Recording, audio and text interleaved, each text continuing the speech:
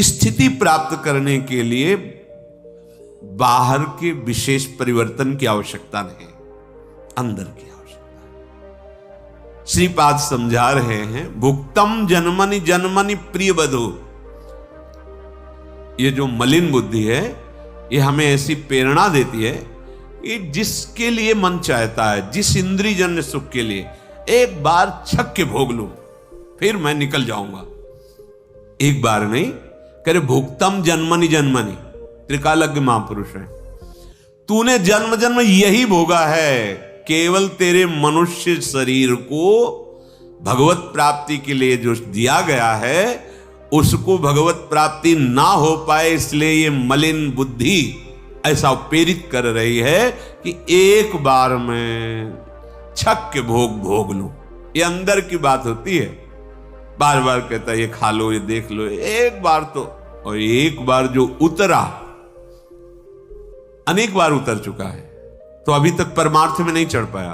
अब परमार्थ में चढ़ने का जब सौभाग्य मिला, संयोग बना, मनुष्य शरीर, श्रीधाम वृंदावन आना, संत महापुरुषों के वचनों को सुनना, रज सेवन करना, तो यह बुद्धि ऐसी प्रेरणा देती है। आप लोग हृदय में देखिएगा, सबके मन, बुद्धि, चित्त, अहंकार, इंद्रियां हैं, आप देखिएगा, बुद्धि ऐसी कहती है कि एक बार भोगने को मिल जाए तो मैं अपने मन को समझा दूंगी। बुद्धि ऐसा, ये धोखा है। ऊपर से पपड़ी जमी हुई है, ऐसा लगता बहुत मजबूत जगह है, अभी निकल जाऊंगा, बस भोगूं और निकल जाऊंगा। पर पता है केवल पपड़ी ऊपर है, नीचे दलदल भरा हुआ है। जेव ही पैर रखे फंस गए। निकलने का शब्द तो गया, अब निकाला जाए तभी निकल सकते हो।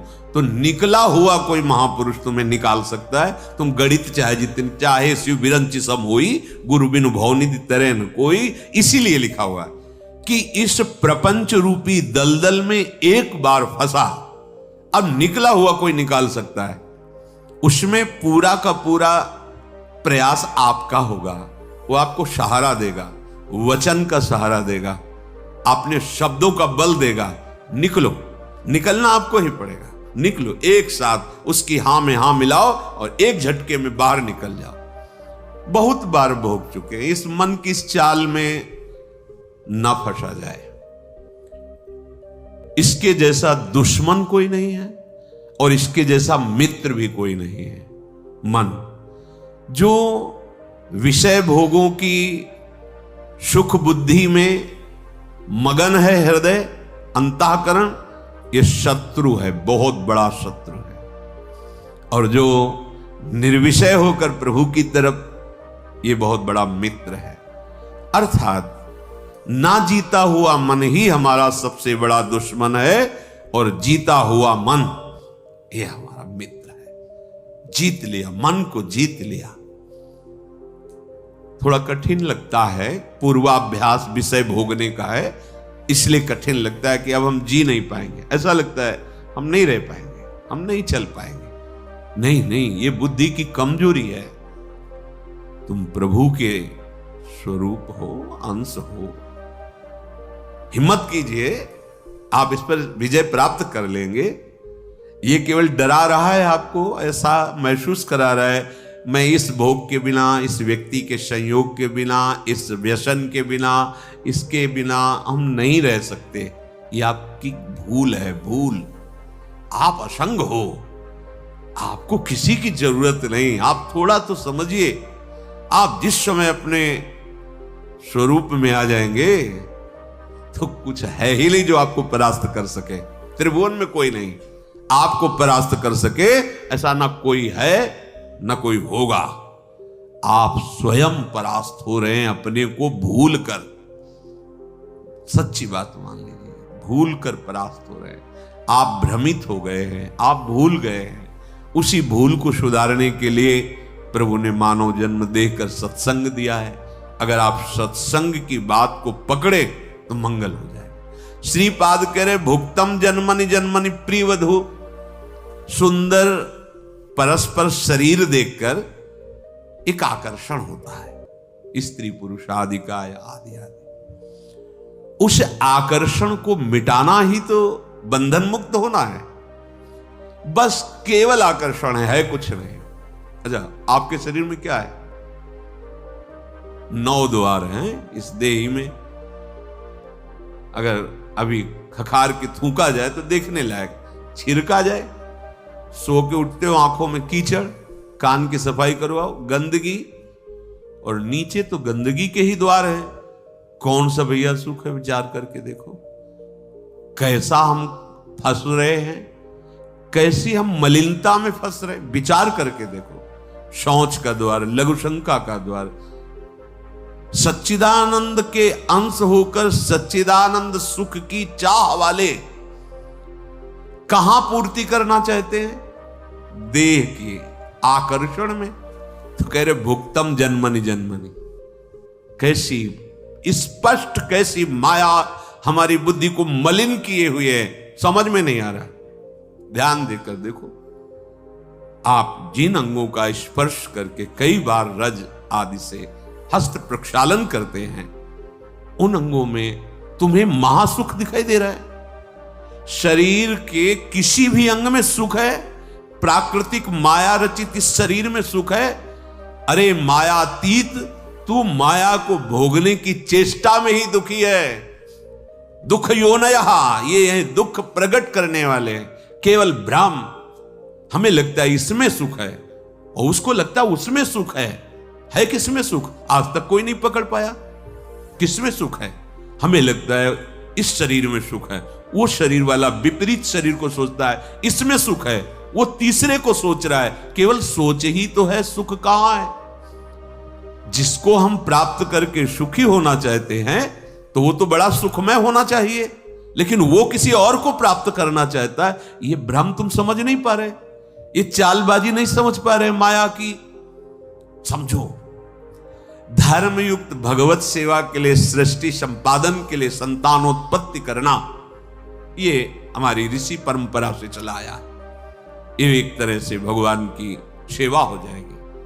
लेकिन मन और इंद्रियों को विषय भोग में उन्मत्त करके भोग विलासिता में, तो कह रहे भुक्तम जन्मनि जन्मनि प्रिय वधु। बहुत सुंदर सुंदर शरीरों को तुमने भोगा है, शक्चंदनाद्यम, बड़े बड़े सुगंधित द्रव्य, बड़े बड़े भोग भोगे हैं। लेकिन अहंकारस्तु न शांतम, मैं भोगता हूं। क्या कभी ये बात तुम्हारी शांत हुई कि अब मुझे नहीं चाहिए कोई भोग? 1000 बार, करोड़ बार इसी जन्म में, हजारों करोड़ों जन्मों में। आप थोड़ा विचार कीजिए कि कुछ होता तो आपके हाथ लगता ना। ये जो तात्कालिक सुख लगता है, ये भ्रम के कारण लगता है।